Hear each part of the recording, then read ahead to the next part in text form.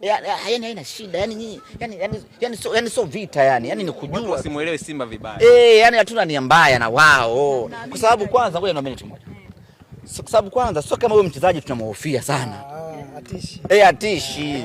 Ni mchezaji wa kawaida ambaye sisi tungependa kuona wanaendelea kuwa naye kwa sababu ni Galasa.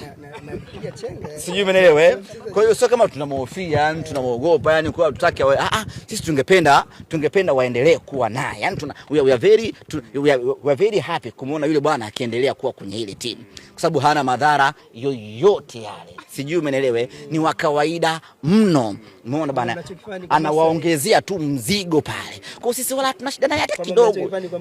Yani sisi tujue tu kwamba inaruhusiwa. Kwa sababu ikisharuhusiwa maana yake ni kwamba sisi tunaangalia hapa kwenye timu yetu. Anyway, wewe Ewura wewe utabadilisha uraia.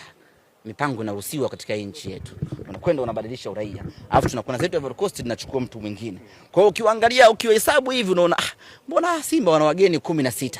Kumbe ndani yake humo kuna wengine kuna Muhaya, kuna Mnyakyusa. Kwa hiyo ni tujue ili na sisi tufanye. Sijimeelewa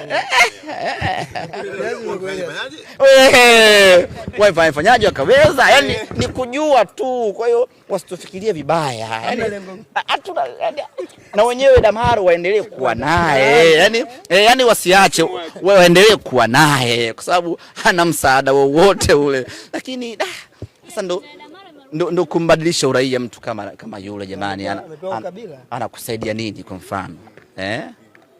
Jamani.